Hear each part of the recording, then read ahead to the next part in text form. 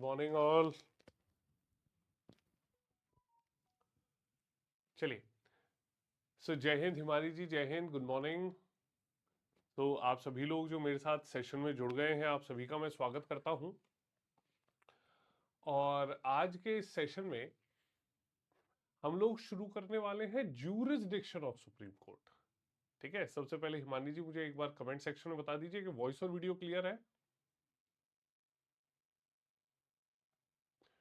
Voice और video clear आ रही है?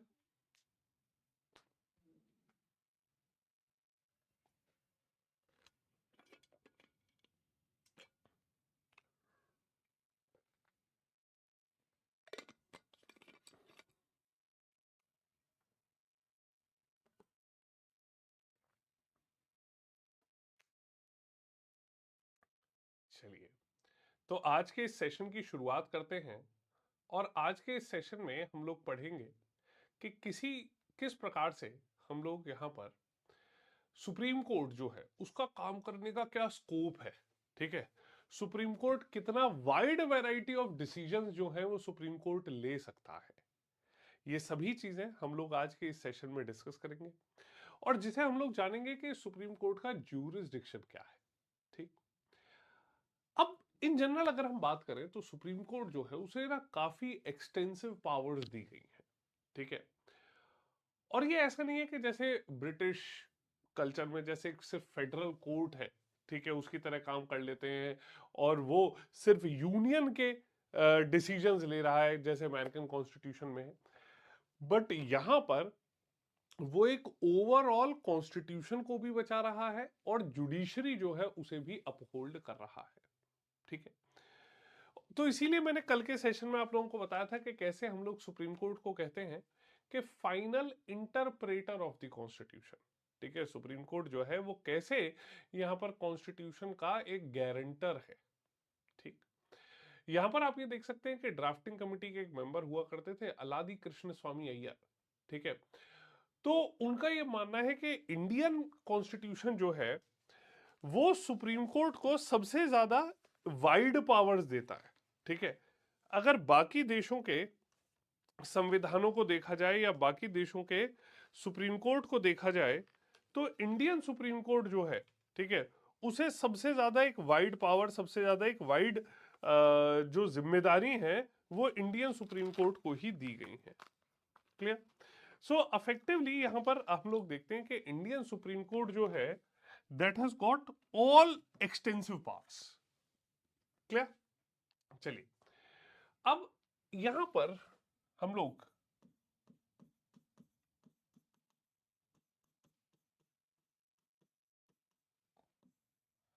सुप्रीम कोर्ट के अगर इसी प्रकार से ज्यूरिसडिक्शन की बात करते हैं तो मतलब सुप्रीम कोर्ट का क्या स्कोप है। ठीक, और सुप्रीम कोर्ट को यहां अलग अलग पावर्स दी गई हैं। ठीक है, अलग अलग पावर्स में अगर हम बात करें तो सबसे पहले यहां पर हम लोग देखते हैं कि ओरिजिनल ज्यूरिसडिक्शन भी है।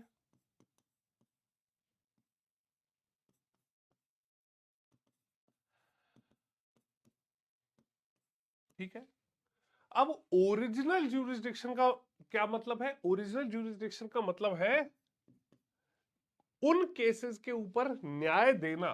ठीक है,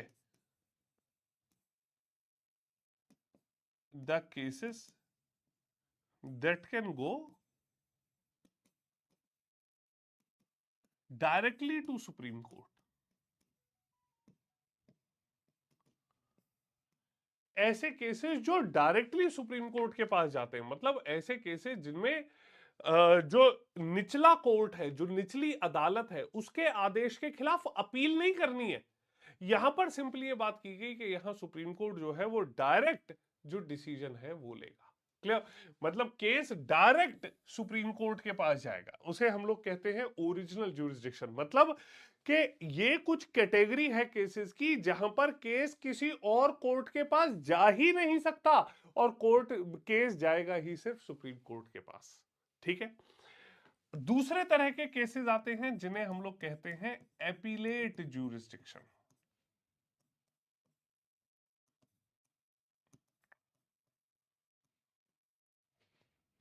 एपीलेट ज्यूरिसडिक्शन, क्लियर? मतलब ऐसी कैटेगरी जहां पर केसेस अपील के रास्ते जाएंगे, ठीक है, तो यहां पर it is appeal against the judgement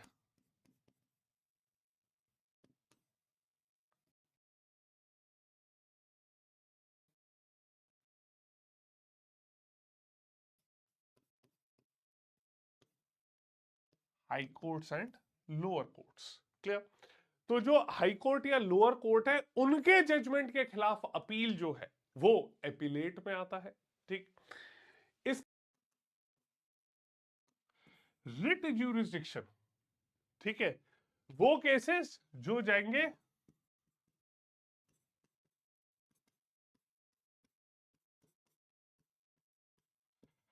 fundamental rights के वॉयलेशन के केसेस, ठीक है, वो रिट ज्यूरिसडिक्शन में जाएंगे, जहां पर सुप्रीम कोर्ट रिट अपना लीगल ऑर्डर, लीगल आदेश जो है वो यहां पर जारी करेगा। ठीक, इसके बाद अगला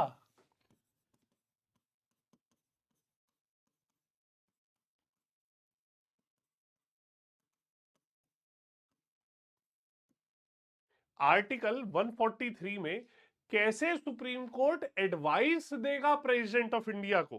क्लियर? Okay,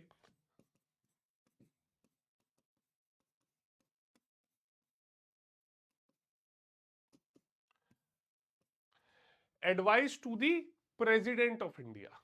clear? तो इसे एडवाइजरी ज्यूरिसडिक्शन बोलते हैं। ठीक है, इसके अलावा सुप्रीम कोर्ट के पास और भी काफी पावर्स हैं, जैसे सुप्रीम कोर्ट को एक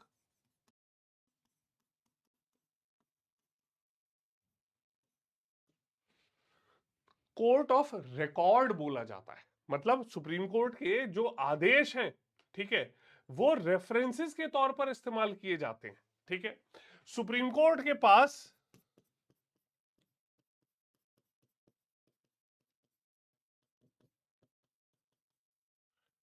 जुडिशियल रिव्यू की पावर है।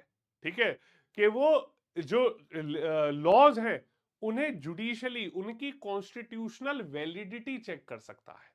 ठीक है, इसके साथ साथ सुप्रीम कोर्ट को हमने बोला final interpreter, guarantor of the constitution. Clear? तो यहां पर आप देखिए कि यहां पर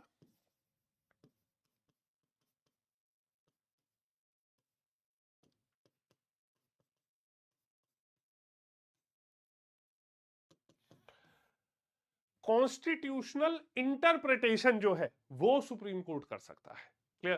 तो ये सभी जो पावर्स हैं, ये सभी जो अधिकार हैं वो सुप्रीम कोर्ट को दिए गए हैं। क्लियर? तो supreme court in itself has got variety of decisions to make.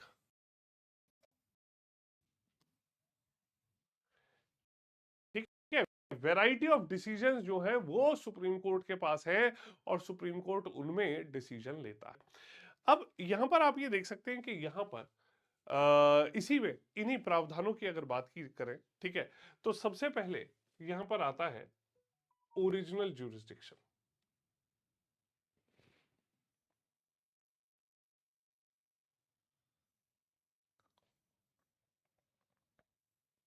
Original jurisdiction, ठीक है। अब ये ओरिजिनल ज्यूरिसडिक्शन का मतलब है कि सुप्रीम कोर्ट जो है, क्योंकि एक केंद्रीय कोर्ट है, ठीक है, सेंट्रल एक कोर्ट है। क्लियर? तो सुप्रीम कोर्ट को यह अधिकार है कि हमारे देश में जितने भी छोटे छोटी प्रशासनिक व्यवस्थाएं हैं उनके बीच में कोई भी अगर डिसएग्रीमेंट है, कोई भी डिस्प्यूट है, तो उसे तय करने का अधिकार सुप्रीम कोर्ट के पास है। क्लियर? तो अगर कोई भी ऐसा केस है, ठीक है, जो सेंटर या स्टेट्स के बीच में, क्लियर, केंद्र सरकार या किसी एक या एक से ज्यादा राज्य सरकार के बीच में कोई डिस्प्यूट है तो वो डायरेक्टली सुप्रीम कोर्ट के पास जाएगा। ठीक है, अगला, centre and any state or states on one side and one or more states on the other. Clear? केंद्र सरकार और कोई राज्य सरकार जो हो, ठीक है, वो हो एक तरफ और उनके विरोध में एक या एक से ज्यादा राज्य हो। ठीक है, इसके अलावा अगर कोई डिस्प्यूट दो या दो से ज्यादा राज्यों के बीच में है तो भी वो केस डायरेक्टली सुप्रीम कोर्ट के पास जाएगा। इसलिए कहते हैं कि ऐसे केसेस में एक एक्सक्लूसिव ज्यूरिसडिक्शन है। क्लियर? एक्सक्लूसिव ज्यूरिसडिक्शन का मतलब कि case will go only to supreme court.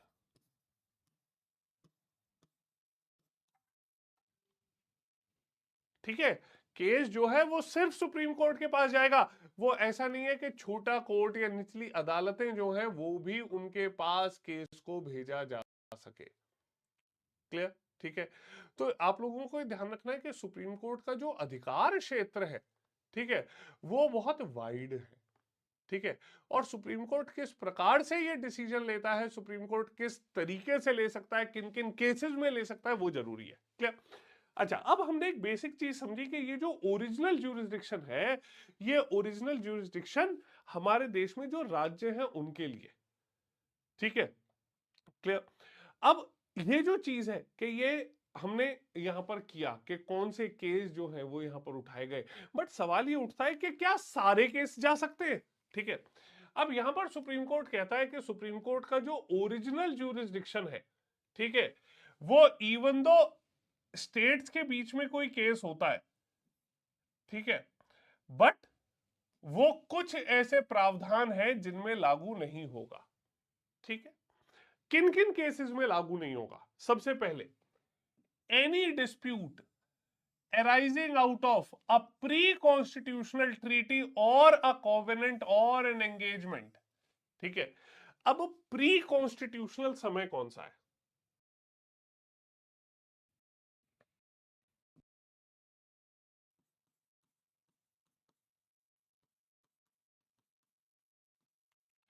Pre constitutional treaty किसे कहते हैं? ठीक है, प्री कॉन्स्टिट्यूशनल मतलब कि हमारा देश आजाद तो हो गया था बट हमारा संविधान लागू नहीं हुआ था।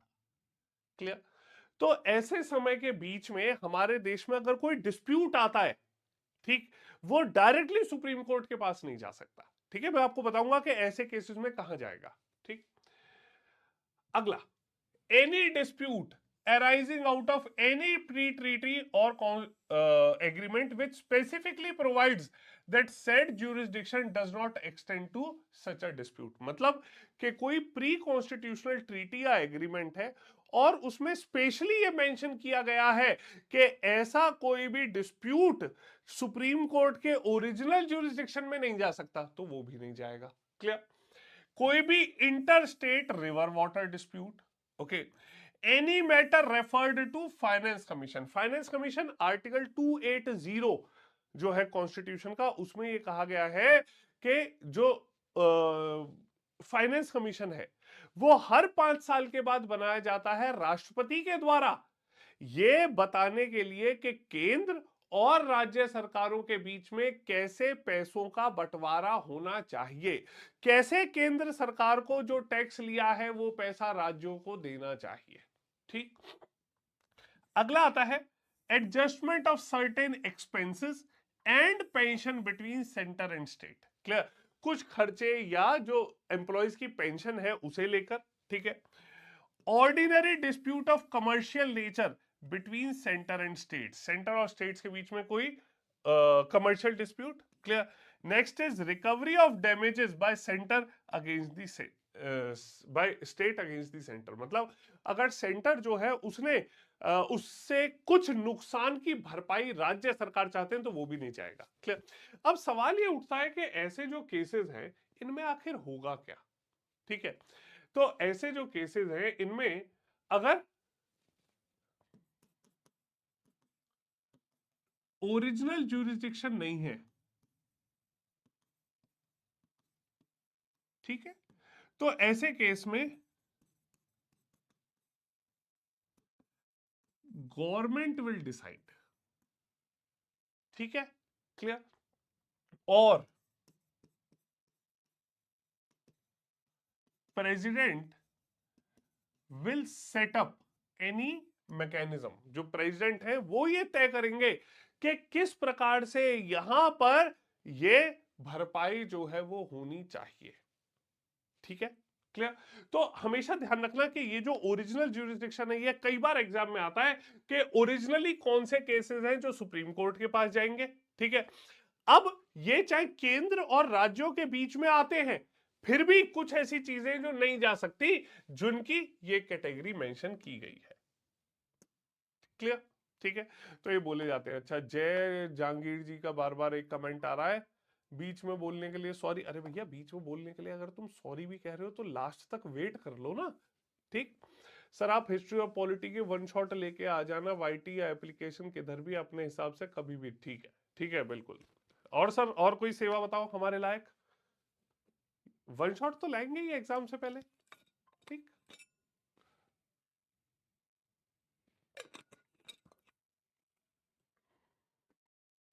चलिए, अगला यहां पर देखते हैं नेक्स्ट। अब अगला आता है रिट ज्यूरिसडिक्शन।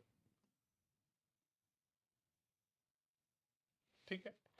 अब ये जो रिट ज्यूरिसडिक्शन है, अब ये रिट ज्यूरिसडिक्शन जो है, ठीक, अब वो यहां पर सुप्रीम कोर्ट को अधिकार देता है।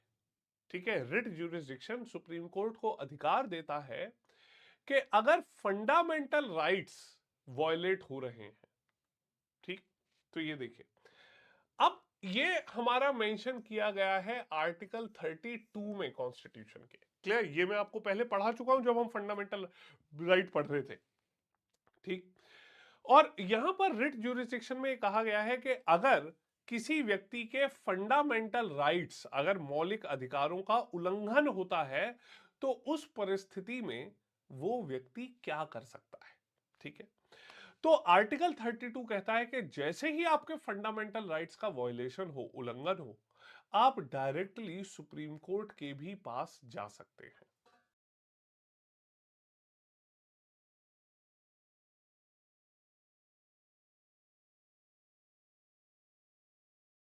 आप सुप्रीम कोर्ट के पास जा सकते हैं और सुप्रीम कोर्ट आपके फंडामेंटल राइट्स को लागू करने के लिए कुछ रिट जो है वो इशू करेगा। ठीक। अगर किसी व्यक्ति को इलीगली गिरफ्तार कर लिया गया है या डाल दिया गया है, तो उसके लिए लाई जाएगी रिट ऑफ हेबियस कॉर्पस। ठीक है। तो हेबियस कॉर्पस की जो रिट है वो जाएगी। ठीक है। क्यों? To order release, okay,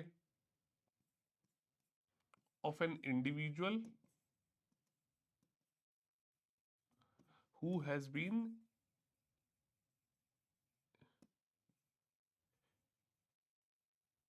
illegally detained। Clear? किसी ऐसे व्यक्ति को आजाद कराने के लिए जिसे जबरन, जबरदस्ती, गलत तरीके से कैद में रखा गया है। ठीक। अगला, ठीक है, हेबियस कॉर्पस के बाद दूसरी जो रिट यहां पर बोली गई है वो है रिट ऑफ मैंडेमस। ओके। अब यहां पर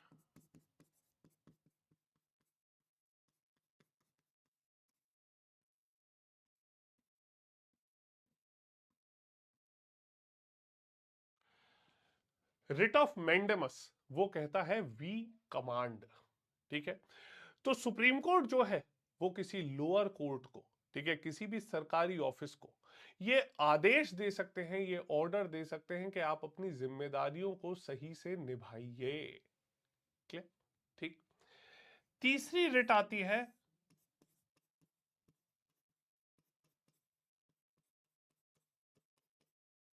प्रोहिबिशन,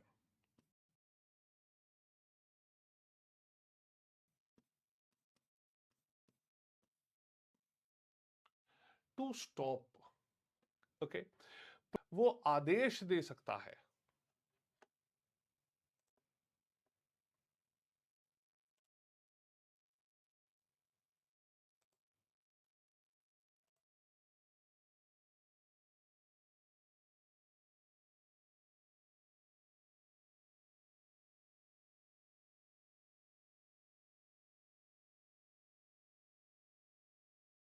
कमेंट सेक्शन में वॉइस क्लियर आ रही है, वॉइस और वीडियो?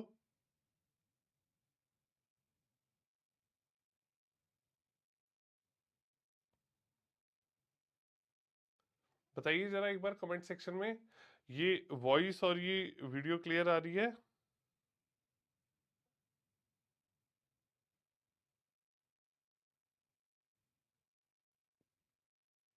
अब चल रही है? अब एक बार बताइए कमेंट सेक्शन में।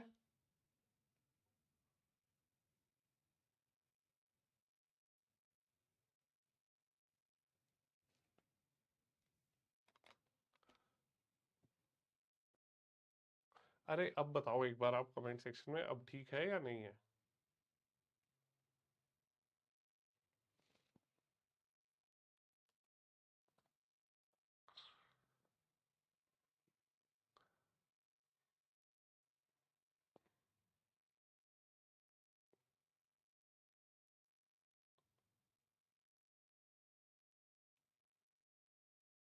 ठीक है ना? अब ठीक है, वो बीच में कई बार हो जाता है पर अब ठीक है। ओके, चलिए। अब ऐसे ही प्रोहिबिशन, प्रोहिबिशन का मतलब है टू स्टॉप समथिंग। ठीक है, टू स्टॉप समथिंग का क्या मतलब है? क्लियर? अब यहां पर ये सिंपली बोला गया कि अगर सुप्रीम कोर्ट जो है वो किसी लोअर कोर्ट को ये आदेश दे सकता है, ठीक है, ये लोअर कोर्ट को आदेश दे सकता है कि आप अपनी जिम्मेदारियों को सही से निभाइए। ठीक है, अच्छा ये तो था मैंडेमस में। क्लियर? प्रोहिबिशन में अगर सुप्रीम कोर्ट को लगता है कि किसी ने कंप्लेंट करी और उस व्यक्ति ने कहा कि सर मेरे तो फंडामेंटल राइट्स जो है वो उल्लंघन हो रहा है, क्यों? क्योंकि जो लोअर कोर्ट है वो सही प्रकार से कानूनी कार्रवाई नहीं कर रहा। ठीक है, जो निचली अदालत है जहां पे मेरा केस चल रहा है वो सही तरीके से जो न्याय है वो नहीं दे रहे हैं।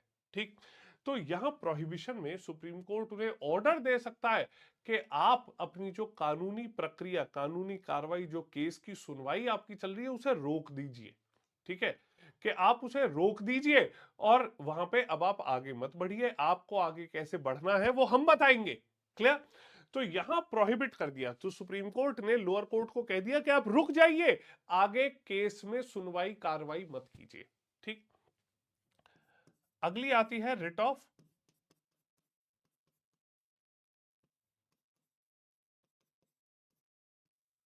सर्श्योररी। ठीक है, सर्श्योररी का मतलब है टू बी सर्टिफाइड। क्लियर? अब यहां पर सुप्रीम कोर्ट जो है उसने देखा कि भाई ये जो लोअर कोर्ट है इसने डिसीजन सही प्रकार से नहीं दिया, इसने कुछ चीजों को नजरअंदाज कर दिया, इग्नोर कर दिया है। क्लियर? तो सुप्रीम कोर्ट जो है वो चेक कर सकता है कि ये जो लोअर कोर्ट का जो आदेश है वो सही है या नहीं, और अगर उन्हें लगता है कि ये आदेश गलत है तो वो उसे कैंसिल कर सकते हैं और सही ऑर्डर सुना सकते हैं। ठीक है, अब ध्यान रखिए कि ये जो रिट ऑफ प्रोहिबिशन है, ठीक है, it is issued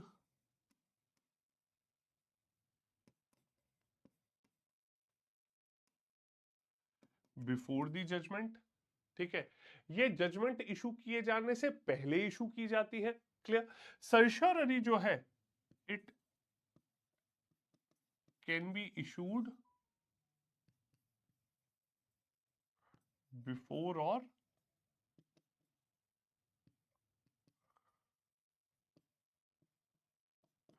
after the judgment. ठीक है, ये जजमेंट अगर आ गया है तो उसके बाद भी इशू की जा सकती है। क्लियर? इसके साथ साथ आप ये देखिए कि लास्ट जो रिट है वो आती है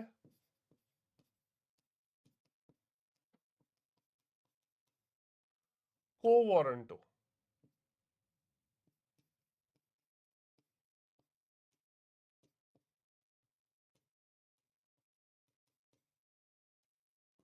बाय व्हाट अथॉरिटी? ठीक है, को वारंटो का मतलब है कि आपको सुप्रीम कोर्ट यहां पर किसी व्यक्ति से जिसे गवर्नमेंट ऑफिस में अपॉइंट कर दिया गया है, सुप्रीम कोर्ट उससे पूछ सकता है कि आपको किस आधार पर अपॉइंट किया गया है। ठीक है, by what authority have you been appointed? Clear? ठीक है, आपको किस मेरिट पर, आपकी ऐसी क्या काबिलियत है कि आपको यहां पर अपॉइंट किया गया है। क्लियर? तो ये 5 रिट जो है ये आप लोग देख सकते हैं कि बहुत इंपॉर्टेंटली ये पूछी जाती है। क्लियर? तो एग्जामिनेशन पॉइंट ऑफ व्यू से this is a very very important topic. Clear? Okay, ये हम लोग पहले डिस्कस कर चुके हैं, रिट ज्यूरिसडिक्शन भी मैं आपको पढ़ा चुका हूं फंडामेंटल राइट्स में। क्लियर? अब तीसरा यहां पर आता है एपिलेट ज्यूरिसडिक्शन।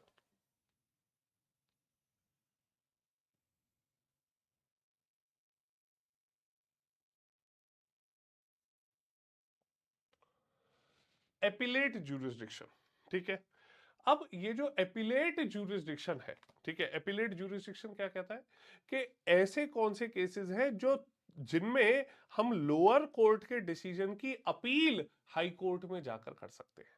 ठीक है, तो यहां पर कहता है कि ये जो एपिलेट ज्यूरिसडिक्शन है, ठीक है, ये काफी ज्यादा केसेस में, ठीक है, यहां पर जो कॉन्स्टिट्यूशनल मैटर्स हैं, मतलब जो संवैधानिक मैटर हैं उनमें, ठीक है, जो सिविल मैटर्स हैं, मतलब मैरिज, एडॉप्शन, इनहेरिटेंस, इनसे जुड़े हुए, ठीक है, अपील्स इन क्रिमिनल मैटर्स, जो क्रिमिनल लॉज हैं उनमें, ठीक है, और यहां पर अपील बाय स्पेशल लीव। ठीक है, तो ये सभी जो प्रावधान हैं वो रखे गए हैं एपिलेट ज्यूरिसडिक्शन में। ठीक है, अब ये जो एपिलेट ज्यूरिसडिक्शन है, ठीक है, इसमें सबसे पहले कहा गया है कि कॉन्स्टिट्यूशनल मैटर्स क्या है। ठीक है, अब कॉन्स्टिट्यूशनल मैटर्स जिसमें किसी प्रकार के संविधान के इंटरप्रिटेशन की बात आ रही है। ठीक है, तो ऐसे केस में क्या होता है, ठीक है, कि यहां पर अगर कोई संविधान के केस की बात आ रही हो, ठीक है, तो यहां पे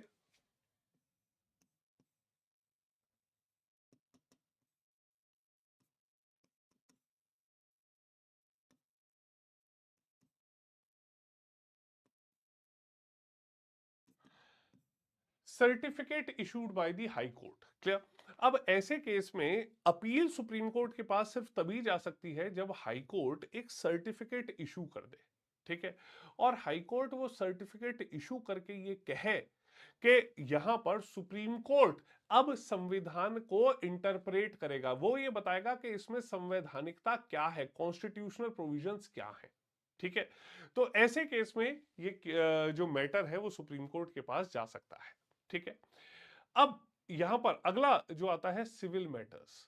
ठीक है, सिविल मैटर्स में भी क्या है कि ऐसे केसेस में द हाई कोर्ट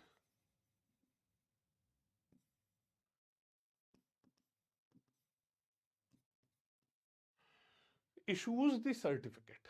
ठीक है, हाई कोर्ट सर्टिफिकेट इशू करेगा और हाई कोर्ट इसमें कहेगा कि ये केस सुप्रीम कोर्ट के पास यहां पर जाना चाहिए। ठीक है, क्यों? क्योंकि यहां पर एक जनरल इंपॉर्टेंस का मुद्दा है। ठीक है,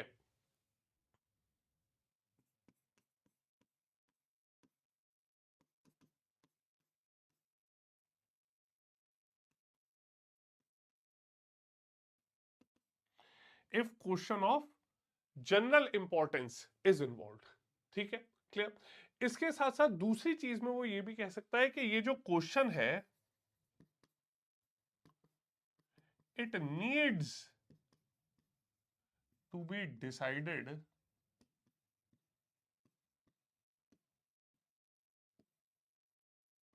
बाय सुप्रीम कोर्ट। क्लियर? कि ये एक जरूरी मुद्दा है जो सुप्रीम कोर्ट के द्वारा ही डिसाइड किया जाना चाहिए। ठीक है, अब आते हैं क्रिमिनल मैटर्स। ठीक है, अब क्रिमिनल मैटर्स में क्या है कि क्रिमिनल मैटर्स में कौन सी ऐसी व्यवस्थाएं हैं जिनके अंतर्गत अपील सुप्रीम कोर्ट के पास जानी चाहिए। ठीक है, अब ये जो क्रिमिनल मैटर्स हैं, ठीक है, इन सभी क्रिमिनल मैटर्स में कहा गया है, ठीक है, कि हाई कोर्ट ने अगर कोई डिसीजन दिया है तो उसकी अपील सुप्रीम कोर्ट के पास कब जाएगी। ठीक है, क्लियर? अब ऐसे केस में आपको ध्यान रखना है कि इफ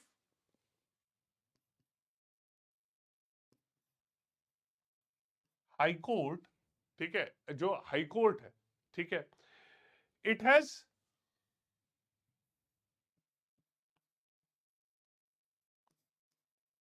ऑर्डर द एक्विटेड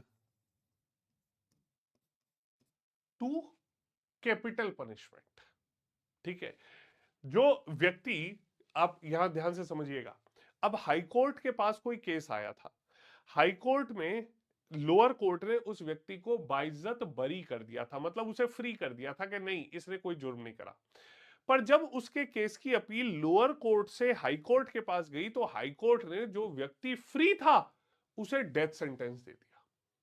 ठीक है, so order the acquitted to death sentence. ठीक है, एक्विटेड मतलब जो बरी हो चुका था। बरी मतलब फ्री हो चुका था। क्लियर? तो एक व्यक्ति जो जिसे डेथ सेंटेंस मिली थी, ठीक है, और ऐसे में वो व्यक्ति जो है, ठीक है, वो बाइज्जत बरी हो चुका था, उसे डायरेक्टली डेथ सेंटेंस दे दिया। ठीक है, जो बरी हो चुका था, बरी मतलब फ्री हो चुका था। क्लियर? तो एक व्यक्ति जो जिसे डेथ सेंटेंस मिली थी, ठीक है, और ऐसे में वो व्यक्ति जो है, ठीक है, वो बाइज्जत बरी हो चुका था, उसे डायरेक्टली डेथ सेंटेंस दे दिया। ठीक है, या वो जो व्यक्ति है, ठीक है, वो जो व्यक्ति है, ठीक है, उसे कम से कम और पनिशमेंट फॉर एटलीस्ट 10 years। ठीक है, उसे कम से कम 10 साल की सजा सुना दी गई। ठीक है, एक तो ये केस। दूसरा, ठीक है, दूसरी सिचुएशन में क्या करा? क्लियर? कि if it has taken before itself any case from subordinate court. Clear? If the high court has transferred any case to itself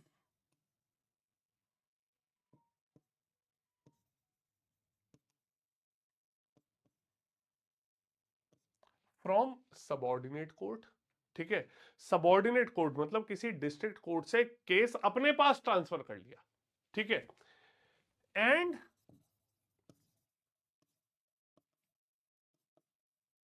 sentenced the accused to death or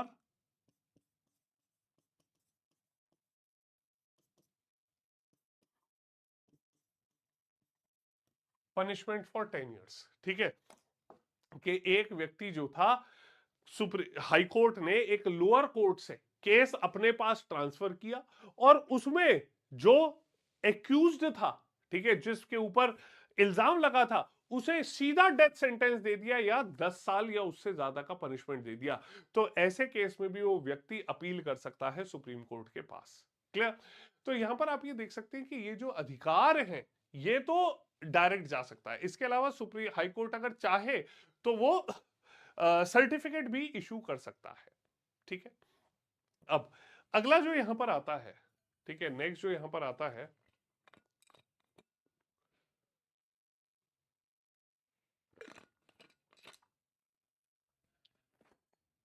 अगली जो चीज आती है, ठीक है, वो कहते हैं अपील बाय स्पेशल लीव। ठीक है, अब ये जो अपील बाय स्पेशल लीव है, ठीक है, इसमें ये सुप्रीम कोर्ट का कोई ज्यूरिसडिक्शन नहीं है, ये सुप्रीम कोर्ट का एक अधिकार है।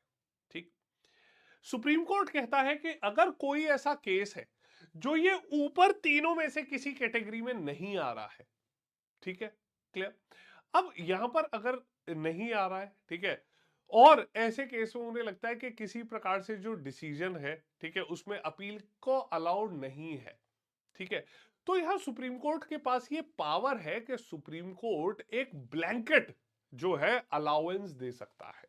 ठीक है, सुप्रीम कोर्ट जो है ये ओवरऑल ये अलाउ कर सकता है किसी भी केस को कि वो मेरे सामने मेरे आगे इसकी अपील कर दीजिए। क्लियर?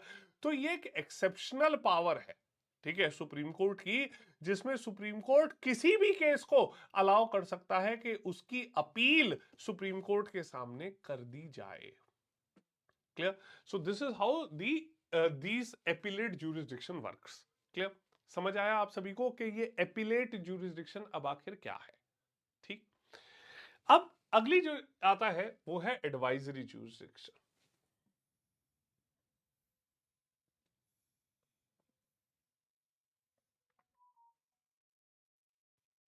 ठीक है, अब ये जो एडवाइजरी ज्यूरिसडिक्शन है, ठीक है, एडवाइजरी ज्यूरिसडिक्शन कहता है कि आर्टिकल 143 के तहत, ठीक है, प्रेसिडेंट ऑफ इंडिया जो है वो किसी मुद्दे पर सुप्रीम कोर्ट से उनका सुझाव ले सकता है, उनका एडवाइस ले सकता है। ठीक है, किन मुद्दे पर लेगा?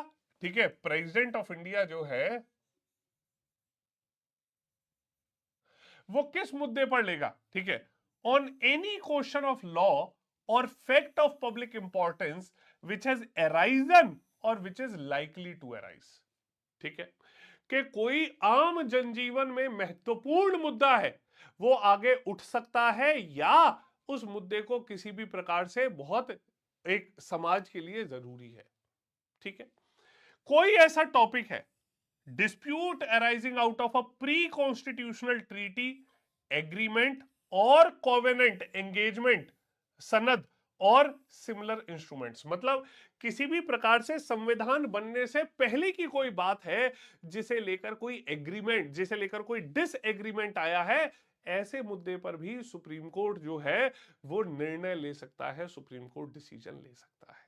ठीक है, तो यहां पर एडवाइजरी ज्यूरिसडिक्शन जो है उसे यहां पर डाला गया है। ठीक, क्लियर? नेक्स्ट, अगला यहां पर आता है कोर्ट ऑफ रिकॉर्ड।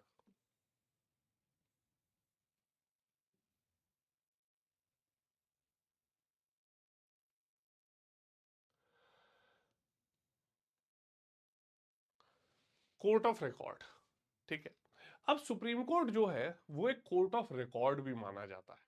ठीक है, सुप्रीम कोर्ट को कोर्ट ऑफ रिकॉर्ड का क्या मतलब है कि सुप्रीम कोर्ट जो है, सुप्रीम कोर्ट ने जो जजमेंट दिया है, ठीक है, वो रिकॉर्ड किए जाते हैं एक सबूत की तरह, और जो छोटे कोर्ट्स हैं, हाई कोर्ट्स हैं, लोअर कोर्ट्स हैं, उनमें उन्हें इस्तेमाल किया जा सकता है।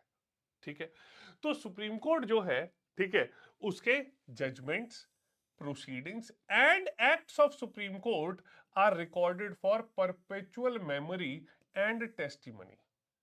ठीक है, and these records are admitted to be of evidentiary value and can not be questioned when produce before any court. मतलब सीधी बात आपको ध्यान रखनी है कि सुप्रीम कोर्ट के जो आदेश है, ठीक है, उन्हें एक सबूत के तौर पर रखा जाता है। मतलब अगर कोई कोर्ट में कई बार ऐसे भी डिसीजन दिए जाते हैं और वो कहते हैं कि क्योंकि ऐसे एक केस में सुप्रीम कोर्ट ने ये आदेश दिया था, इसलिए सुप्रीम कोर्ट जो है वहां पर ये आदेश दिया था, तो यहां पर भी इसे संज्ञान में लिया जाना चाहिए, इसे सोचना, इसके ऊपर एक बार देखना चाहिए।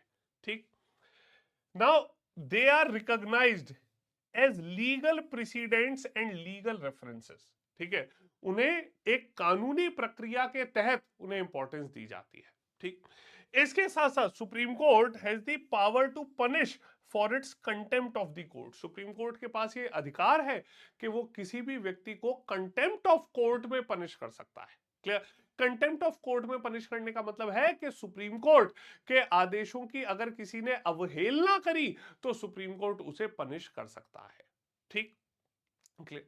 तो यहां आप देखिए कि कंटेम्प्ट ऑफ कोर्ट जो है इसे भी यहां कवर किया गया है। ठीक, नेक्स्ट यहां पर आता है अगली, पावर ऑफ जुडिशियल रिव्यू।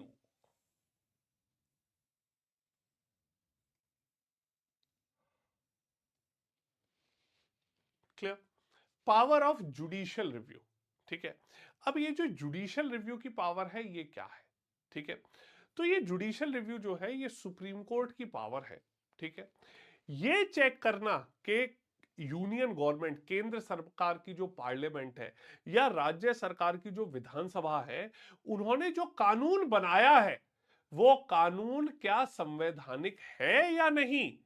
वो ये देखेंगे कि क्या ऐसा तो नहीं है कि इस कानून में संवैधानिक प्रावधानों का कोई उल्लंघन हो रहा हो।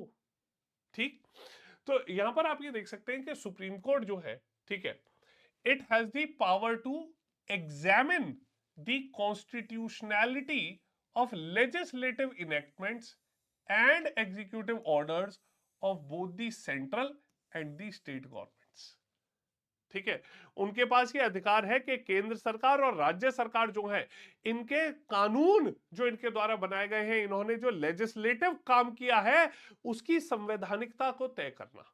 ठीक, इसके साथ साथ यहां पर if they found to be violative of the constitution, clear, ultra wires, they can be declared as illegal, unconstitutional and invalid by the supreme court.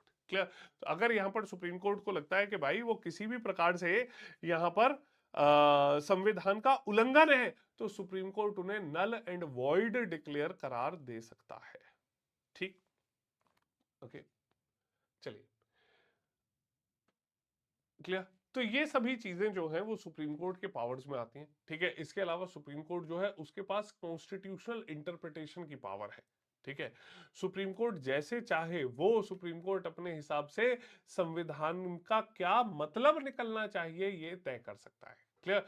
अच्छा, उसके साथ साथ हम ये देखते हैं कि सुप्रीम कोर्ट के पास कुछ मिसलेनियस पावर्स भी हैं।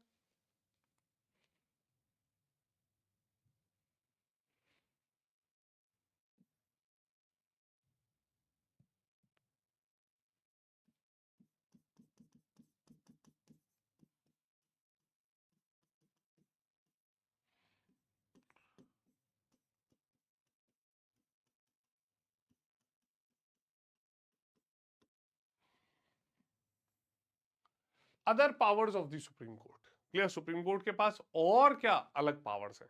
ठीक है, अब पहली चीज आप देखेंगे कि supreme court decide disputes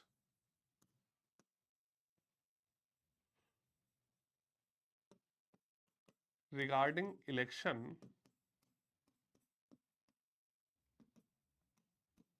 of president and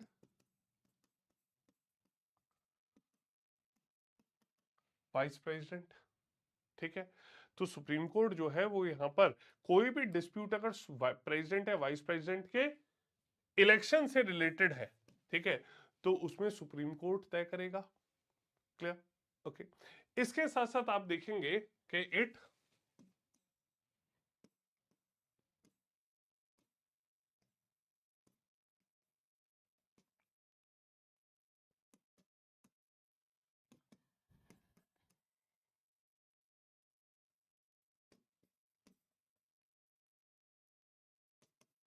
conduct of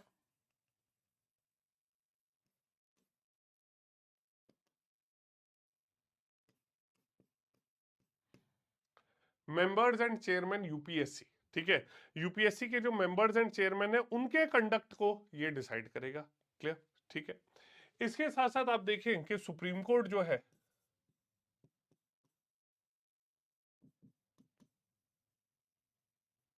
it has power to review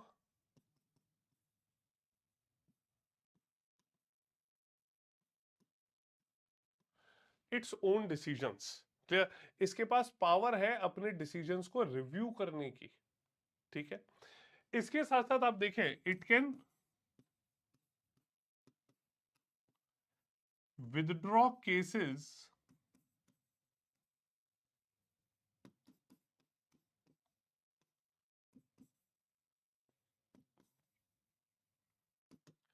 pending before the high courts. Clear, high courts के आगे जो केसेस पेंडिंग है उन्हें विड्रॉ कर सकता है। ठीक है, और यहां पर आप और चीज देखिए कि यहां पर सुप्रीम कोर्ट के जो डिसीजन है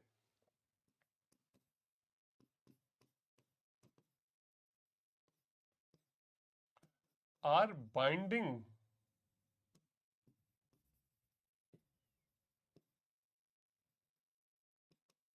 सुप्रीम कोर्ट के जो डिसीजन है वो देश के जितनी भी अदालतें हैं उन्हें मानना कंपलसरी है।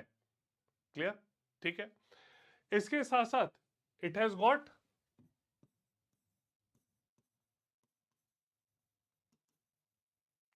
Supervision over over all courts in India. ठीक है, जितने भी कोर्ट हैं सबके ऊपर एक सुपरवाइजरी पावर जो है वो सुप्रीम कोर्ट की है। क्लियर, तो ये सभी जो एक पावर्स हैं, ठीक है, वो सुप्रीम कोर्ट को यहां पर दी गई है। क्लियर? क्लियर है? ये बेसिक जो चीजें हमने डिस्कस करी, इनमें कोई भी अगर आप लोगों को डाउट हो तो प्लीज बताइए। Okay, so this is entirely everything about the supreme court. Clear? Supreme court के बारे में सभी जो प्रावधान है वो ये है। क्लियर? बताइए भाई, किसी को कोई डाउट हो किसी प्रकार का, एनीथिंग?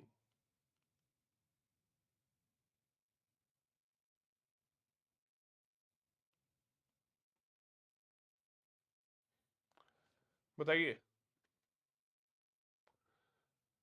क्लियर है? चलिए, तो आज के इस सेशन में इतना ही। पूरा सुप्रीम कोर्ट हमने कवर करा है।